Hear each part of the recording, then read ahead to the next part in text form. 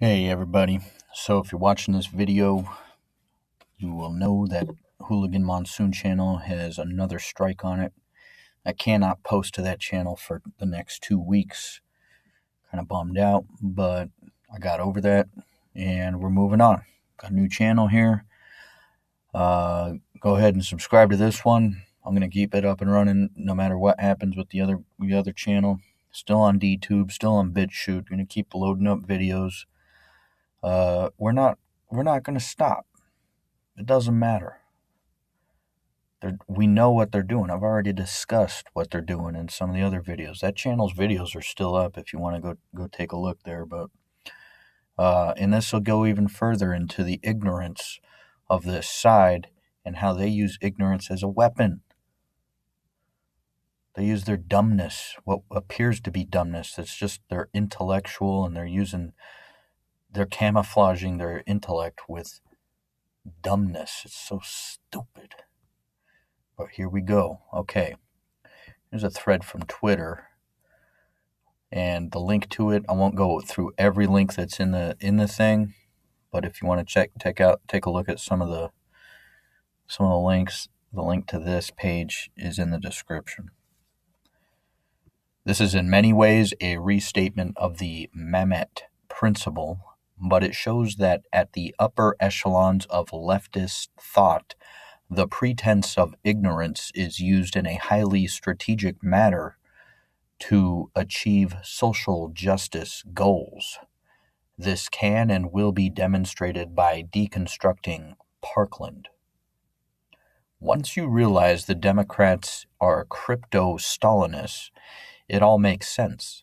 As such, they hide malice under stupidity for change. Example, air marshals. Dems oppose them, just like opposing CCW, concealed carry, for teachers. They opposed, but it worked. No, they opposed because it worked. The point is that the advancement of the illogical argument is only stupid on the surface, and that this is in fact a logical pattern for viral malice. Hanlon's razor: never attribute to malice that which is adequately explained by stupidity, can be and is weaponized everywhere. They make the stupidity makes them look innocent just because they don't know. We don't accept that with the police, right? Just because you aren't aware of a law doesn't mean you can't be found guilty of committing a crime. And this is how they get their point across. This is how they recruit. It's disgusting what's going on out there, gang. We're going to stay tough on this, though. In order to continue advancing their illogical arguments, modern liberals have to pretend not to know things. David Mamet. Hanlon's razor fails because adequately is easily spoofed. All manner of deceptions can be used to make an intelligent process return a wrong value for adequately. Science works because nothing remains adequate. Every theory of gravity falls to a better one eventually. The way to gain the upper hand against the virus of malice which cloaks in stupidity is to fight both the intelligent DNA of malice which leads from behind and the deceptively dumber protein of stupidity which smiles happily on the surface. Treat as both malice and ignorance. The deceptive allowed events of Parkland and Las Vegas are both falling to a combination of attacks. By approaching these events as weaponized stupidity, we uncover more and more truth about them. One of our greatest tools is flexibility on what strategies the DNA is encoding. Translating the above into an actual practice, don't settle on particular conspiracy theories. Rather, keep many of them under active examination. New evidence will lead to new theories, new weighting of existing theories, and near elimination of others. Stay flexible. A balance is required with conspiracy theories in a world where malice freely cloaks in stupidity. Conspiracy is automatically emergent, and yet stupidity abounds. Looking for stupidity cloaked malice is useful, but it is often not fruitful. Looking everywhere is a tool. Use it. Now let's talk about Parkland. Prepare for a shocker. Both Parkland and Uranium-1 are part of the same HIV-like strategy: attack the defenses. The virus of Stalinism must slowly bring down two critical defenses: least distributed nukes and most distributed 2A. When it's time to bring Hillary to justice for Uranium-1, we can come back to the mechanism and the strategy. It's absolutely fascinating and played out over many decades.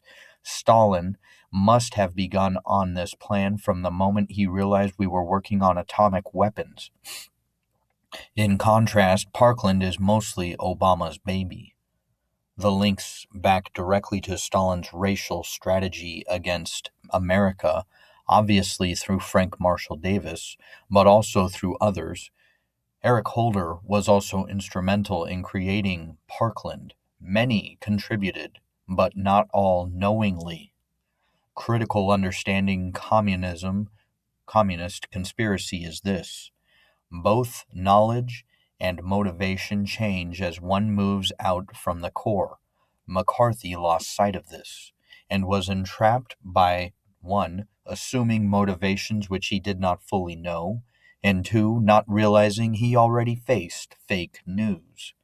To see motivations in Parkland, it helps to look at players not only as we see them, but as they may see themselves or other players. When we do this, we may be wrong, but when it explains, our theories gain credibility. Means, motive, opportunity. The basics. Use them. Hypothesizing that the DNA of Parkland has the actual purpose of attacking the Second Amendment is as easy as saying, I'll bet this virus that attacks the immune system actually intends to do it.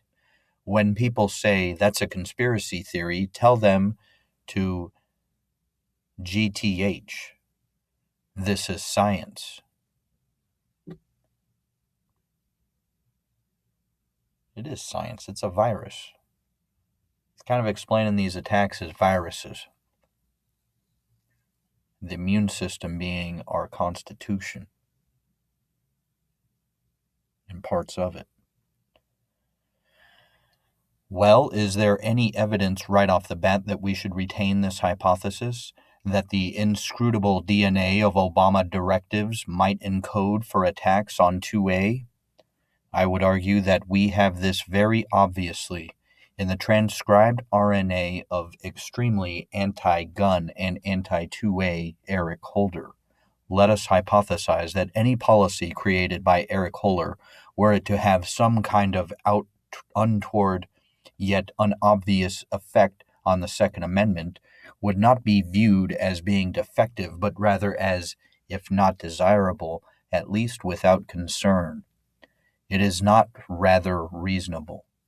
Stated differently, we don't expect Holder, who said we need to brainwash people against guns, to rigorously scrub his policies for things which might later, after he has cleared the building, blow up and, how shall we put this, brainwash people against guns, right?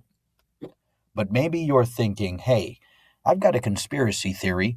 Eric Holder not only wanted to brainwash people against guns and not only let something happen to brainwash people against guns, but acted to brainwash people against guns. This is a man who said he wanted that we have to brainwash people against guns. He was trafficking guns to Mexico, during Obama's first, I think it was the first term. Trying to create crime so they can sell us a plan to get out of it. Well, let's add that crazy hypothesis. Now, some may argue against adding a crazy theory of Parkland to our mix of potential theories of Parkland. But you have to understand that crazy is historically relative. History has a way of turning crazy into not crazy when more facts are in evidence and vice versa.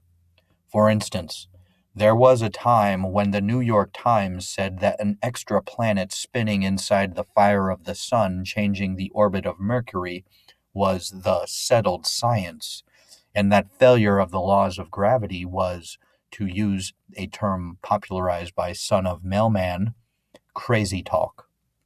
So let's just leave within the realm of possibility the idea that crazy theories of Parkland, where Eric Holder intended his policies to brainwash people against guns, might suddenly be not crazy. This might happen due to more evidence, better theories, or both. Moving on from Eric Holder to others, we remember motivations and knowledge change.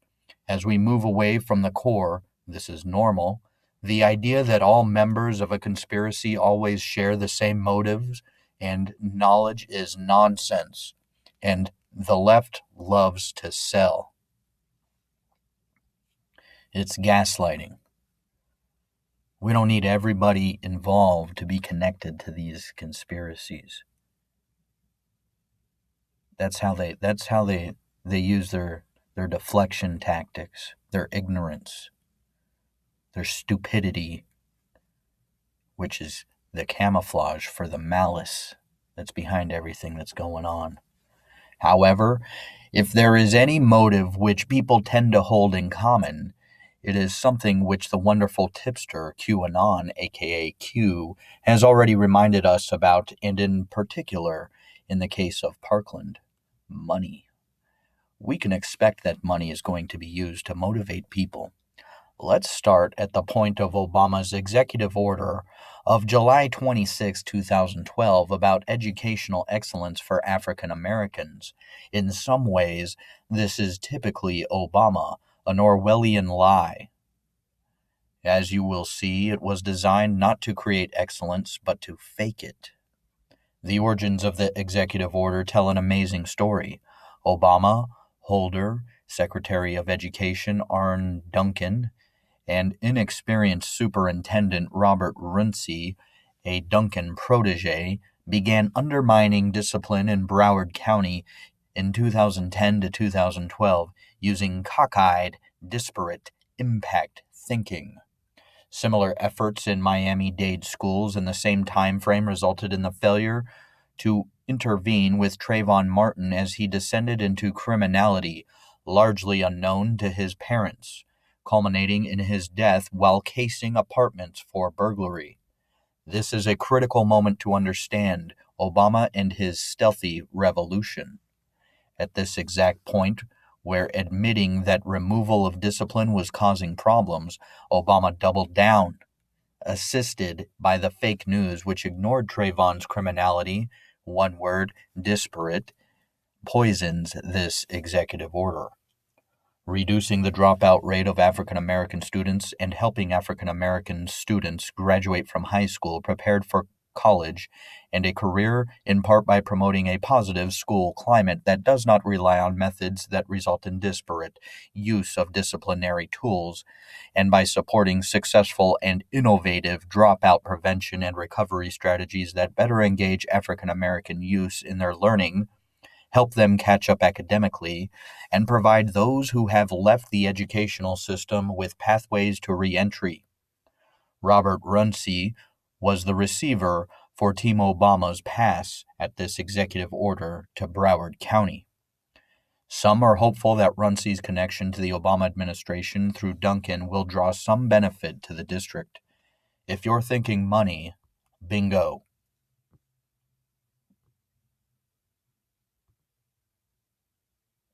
Runcie, who was dubiously picked over a much more qualified candidate in 2011, had already been pushing Holder's disparate impact thinking, but aided by Obama's executive order and activists protesting Trayvon's death, Runcie pushed it even harder into quasi-law. This was the infamous Broward County Promise Agreement of 2013, renewed in 2016. This eventually led to #Parkland. One signatory is the now far-left NAACP. 2 shocking sections, a list of diverted misdemeanors and numerical caps on criminal justice. And I think they took this video down from me. I'm not sure. The one where I went over a lot of this stuff. This goes a little bit deeper into the Obama side of things.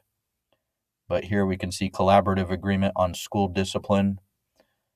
If they didn't take it down, I'm taking everything from Broward County down off that page anyways, just because that's hopefully going to be my main page, but we'll see. You know, they said I was bullying people or harassing, and I broke their terms of agreement there. But come on, you watch my videos. I'm pretty clean with all of it. I censor myself pretty good. So we can see here. This is the agreement. This was gone over in the other video as well.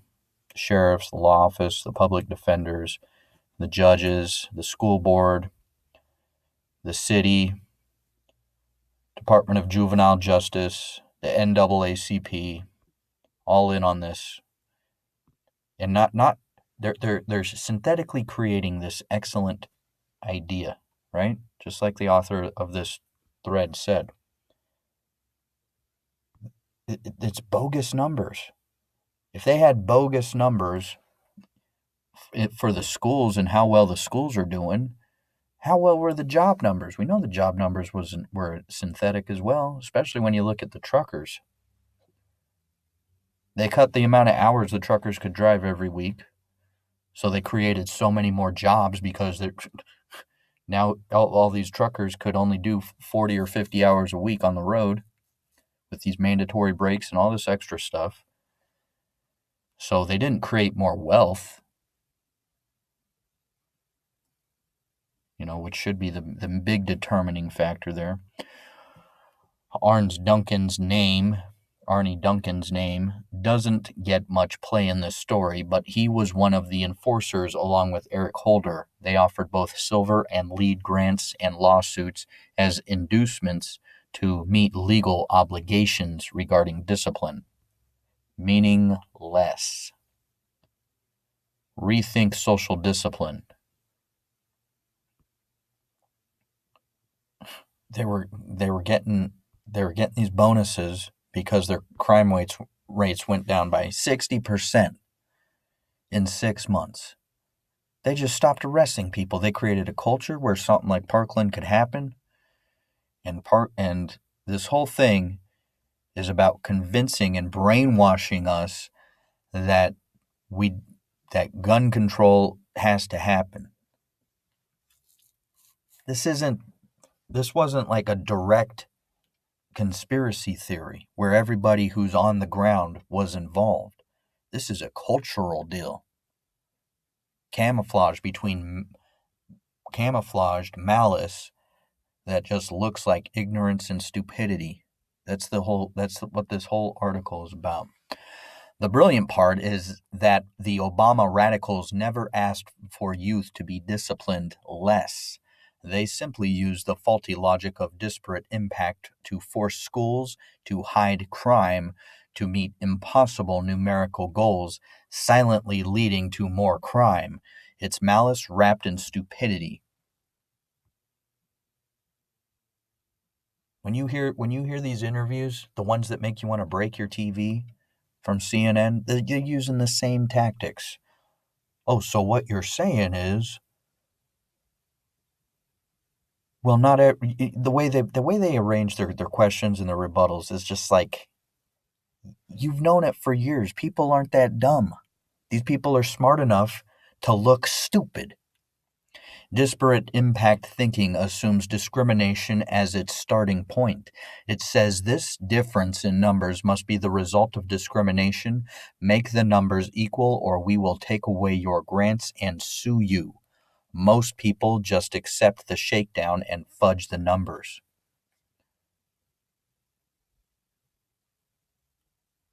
They say it's a systemic problem. black people getting mistreated all the time. So we'll create the solution systemically. Nobody ever learns anything with logic like this. This is gross stuff, people. Now it's time. It's not like these people didn't know that what they were doing was in fact becoming quite harmful, with years of reporting by Sundance at The Last Refuge 2 delivered personally to many involved. One might expect even a minor change of plans. No, nothing of the sort. The White House and Broward County schools, along with Miami-Dade schools, actually celebrated their great success by holding a discipline summit in 2015. That this act of mutual congratulation only seems Orwellian in retrospect should give pause. And it's like, congratulations. Congratulations for tearing apart the county, for creating a generation that has no respect for law or authority. And when they move out of this county, they're going to carry that crap with them. It's disgusting. Obama and Holder's disparate impact theory forced on schools using DOJ and Department of Education didn't reduce crime but increased it while making the schools lie about it. Our nation's chief law enforcement officer forced schools to stop enforcing the law against kids.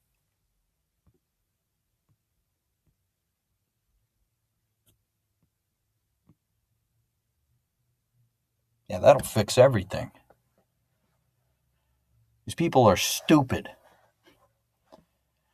As an aside, to see how disparate impact was actually weaponized using standard communist techniques of shifting judgment from courts to political allies without any real oversight, see this article, which explains the techniques used by Obama DOJ.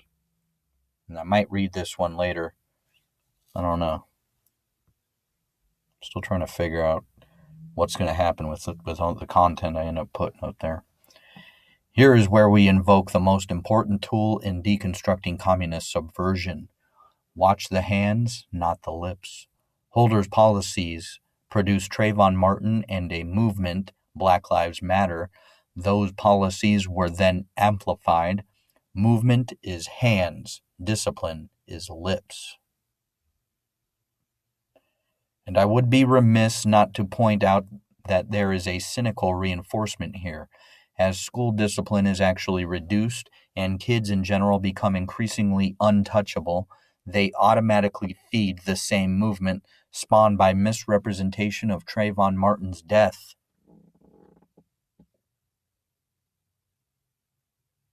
These are the stupid ones they talk about. They'll follow anything. They'll believe this stuff. Okay, that's the end of the thread for now. So you see how twisted it is, how we got to this point? And not everybody leading up to the people who put the plan in place need to know about it.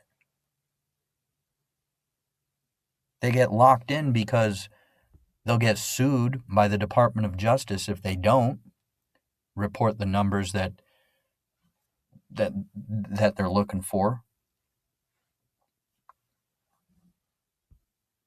And then it leads to something like Parkland.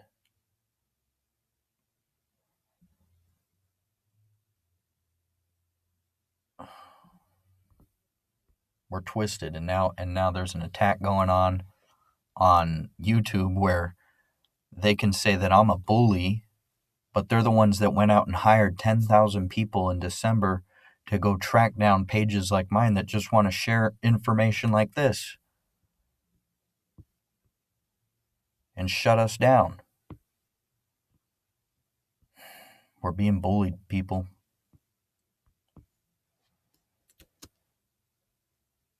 We're being bullied.